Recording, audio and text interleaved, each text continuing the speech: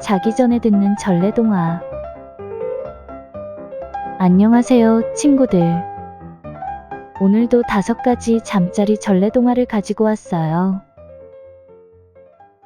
눈을 감고 머릿속으로 이야기 그림을 같이 그려볼까요? 자, 시작할게요. 첫 번째 이야기. 늑대와 7마리 아기 염소. 옛날 옛적에 한 마을에 7마리의 아기 염소가 살고 있었어요. 아기 염소들은 항상 엄마 염소와 함께 지냈죠. 엄마 염소는 매일 아침마다 들판으로 나가 음식을 구해왔고, 아기 염소들은 집을 지키며 기다렸어요. 어느 날 아침, 엄마 염소는 아기 염소들에게 말했어요. 얘들아, 오늘은 엄마가 조금 멀리 가야 한단다. 늑대가 우리 마을 근처에 있으니 문을 절대 열어주면 안 돼. 늑대는 목소리가 낮고 발톱이 새카맣단다. 만약 엄마가 돌아오면 내가 노래를 부를 테니 그때만 문을 열어주렴. 아기 염소들은 고개를 끄덕이며 대답했어요. 네, 엄마.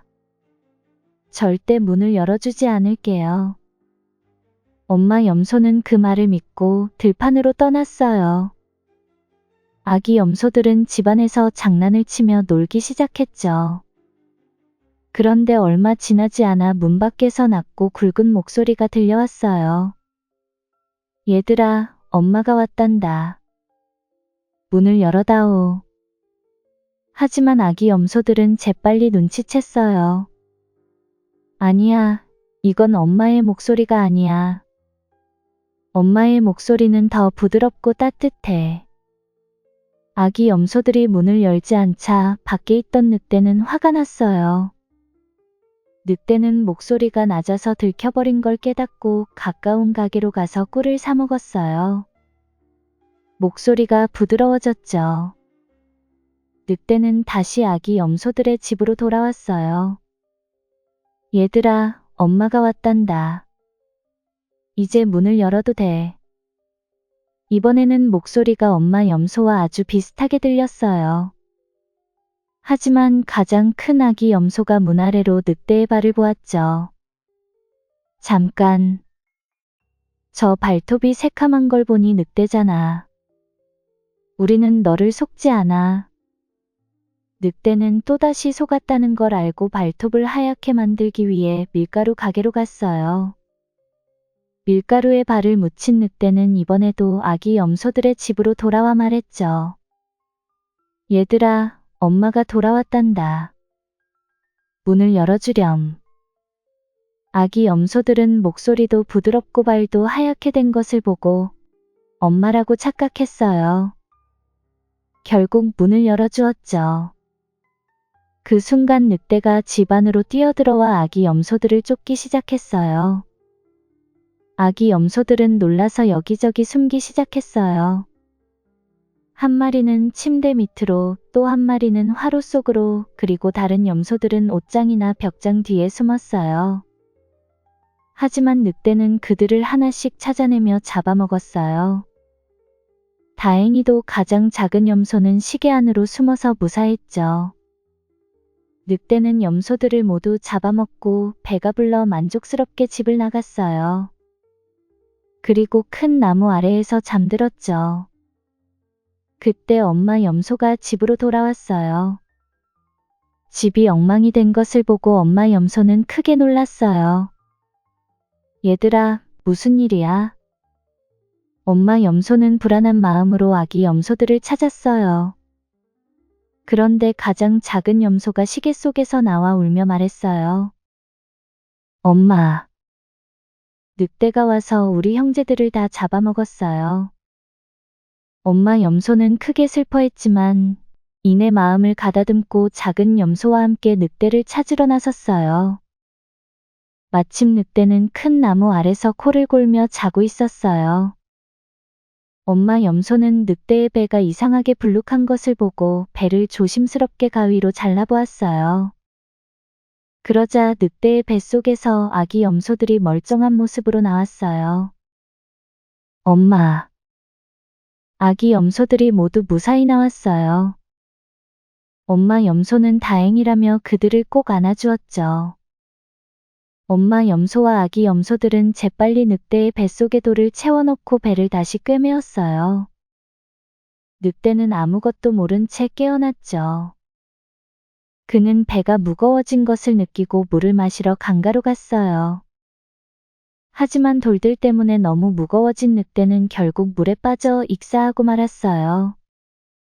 그날 이후로 아기 염소들은 엄마의 말을 더 잘 듣고 아무리 위장해도 늑대에게 속지 않기로 다짐했어요. 그들은 안전하고 행복하게 살았답니다. 두 번째 이야기. 황금 거위. 옛날 어느 작은 마을에 한 가난한 나무꾼이 살았어요. 나무꾼은 매일 숲에 나가 나무를 베며 살아갔지만 그의 가족은 항상 배고팠죠. 어느 날 나무꾼은 숲속 깊은 곳으로 나무를 베러 갔다가 한 마법사를 만나게 되었어요. 마법사는 나무꾼에게 말했어요. 나는 이 숲의 마법사다. 너는 성실하게 일하는 착한 사람인 것을 보니 내가 너에게 특별한 선물을 주고 싶구나. 이 황금 거위를 너에게 줄 테니 절대 욕심부리지 말고 잘 사용하거라. 나무꾼은 황금 거위를 받았어요. 이 거위는 온몸이 황금으로 되어 있었고 그 깃털 하나하나가 반짝반짝 빛났어요. 마을로 돌아온 나무꾼은 이 거위 덕분에 마을 사람들의 주목을 받게 되었죠. 우와, 저건 황금 거위잖아.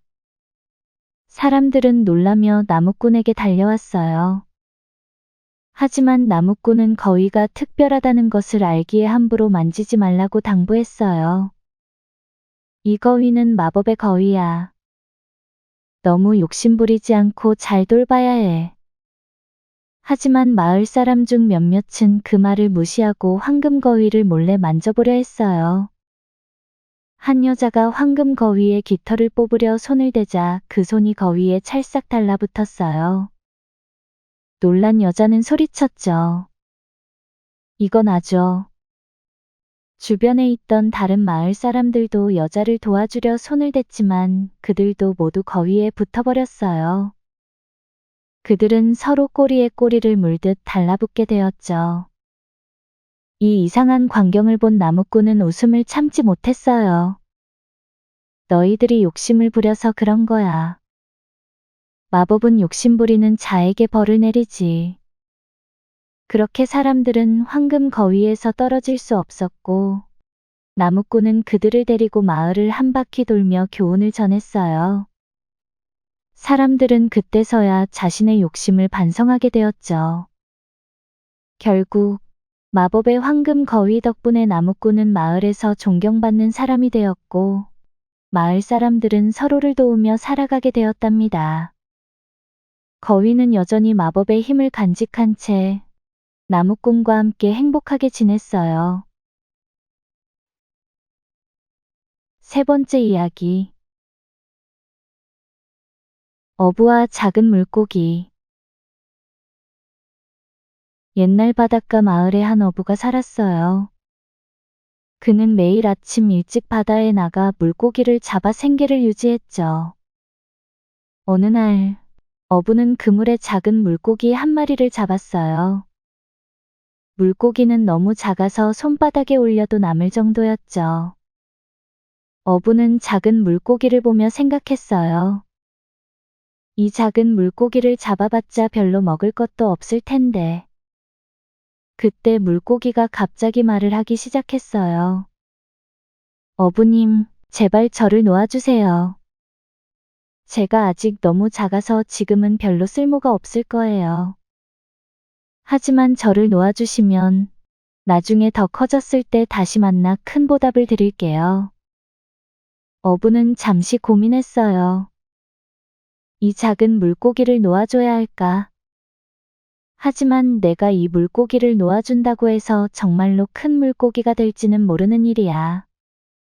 하지만 결국 어부는 물고기의 간절한 부탁을 들어주기로 했어요. 그는 물고기를 살며시 바다에 놓아주며 말했어요. 알겠다. 너를 믿고 이번엔 놓아줄게. 하지만 나중에 정말 큰 물고기가 되어 보답해야 해. 물고기는 감사하며 바다 속으로 사라졌어요.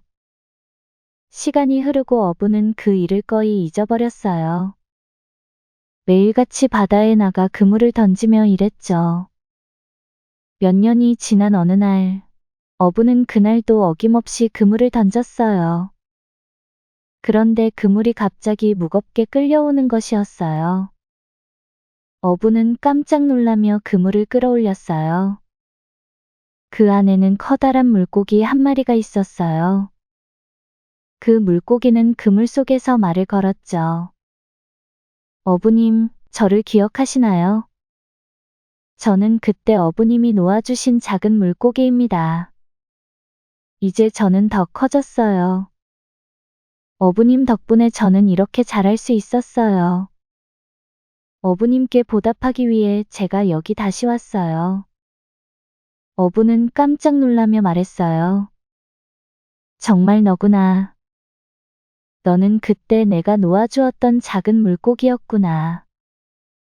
큰 물고기는 어부에게 보석으로 가득 찬 섬을 알려주었어요. 어부는 그 섬에서 많은 보물을 얻었고 그 덕분에 더 이상 물고기를 잡지 않고도 평생 행복하게 살 수 있었어요. 어부는 그때 깨달았죠. 작은 것이라고 무시하지 말아야겠구나. 세상에는 작은 것에도 큰 가치를 지닌 것들이 많다. 그 후로 어부는 바다와 자연을 존중하며 더 이상 욕심내지 않고 살아갔답니다. 네 번째 이야기. 알리바바와 40인의 도둑. 옛날 중동의 어느 마을에 알리바바라는 가난한 나무꾼이 살고 있었어요. 알리바바는 매일같이 숲에서 나무를 베며 간신히 생계를 유지하고 있었죠. 어느 날, 알리바바는 나무를 베러 숲에 갔다가 우연히 도둑들의 모임을 엿보게 되었어요. 도둑들은 커다란 바위 앞에서 열려라 참깨 라고 외치며 동굴 속으로 사라졌어요.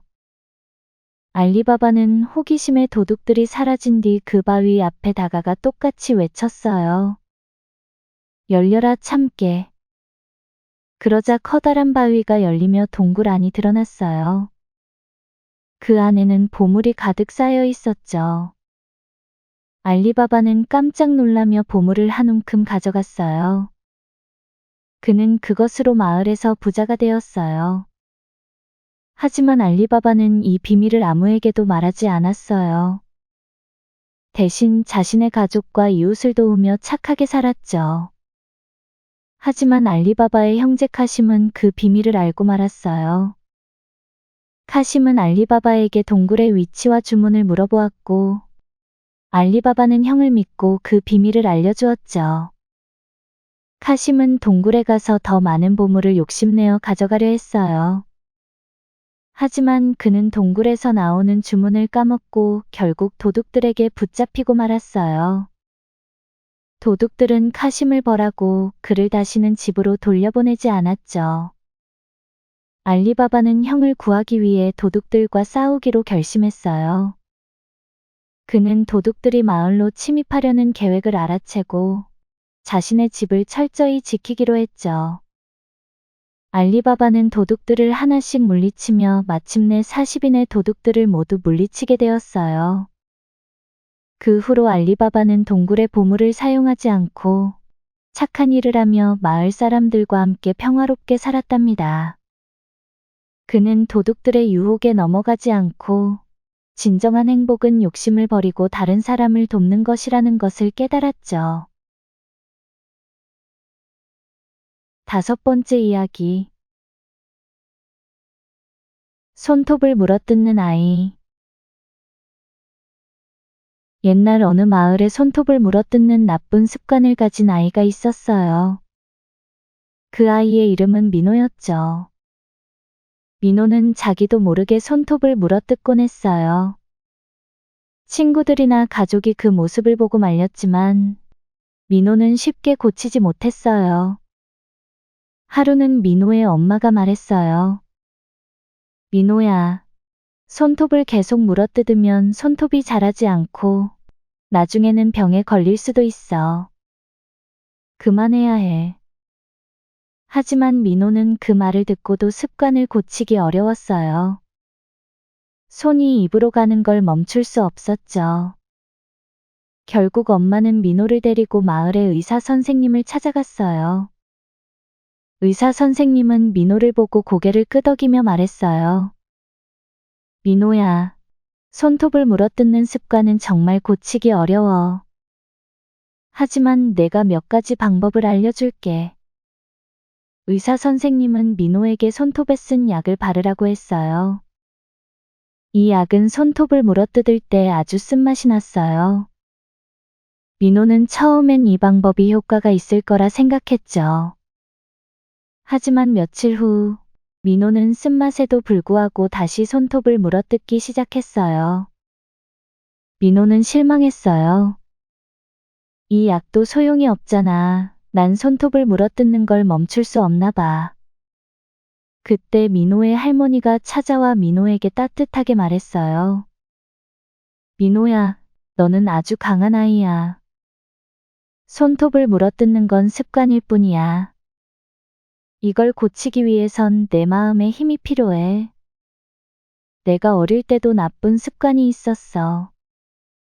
하지만 그걸 이겨내기 위해 매일 스스로에게 말했단다. 나는 이겨낼 수 있어. 라고. 민호는 할머니의 말을 듣고 마음을 다잡았어요. 그는 매일 아침 거울을 보며 자신에게 말했어요. 나는 손톱을 물어뜯지 않을 거야. 나는 이길 수 있어. 시간이 지나면서 민호는 점점 손톱을 물어뜯는 습관을 줄여나갔어요. 그리고 마침내 그는 완전히 그 습관을 고칠 수 있었어요. 민호는 자신에게 자랑스러워하며 할머니에게 감사했어요. 할머니, 덕분에 제가 이겨낼 수 있었어요. 할머니는 미소를 지으며 말했어요. 민호야, 너는 강한 아이야. 앞으로도 어떤 어려움이 있어도 잘 이겨낼 수 있을 거야. 민호는 그 이후로 더 이상 손톱을 물어뜯지 않았고, 새로운 자신감을 가지고 모든 일에 도전하게 되었어요. 친구들, 오늘 이야기 재미있었나요? 우리 이야기 속에서 많은 것을 배우고 재미있는 시간 보냈길 바라요. 다음에도 더 재미있고 신나는 이야기로 돌아올게요. 구독과 좋아요도 꼭 눌러주면 더 많은 이야기를 들려줄 수 있답니다. 그럼 이제 푹 자고 좋은 꿈 꾸세요. 안녕.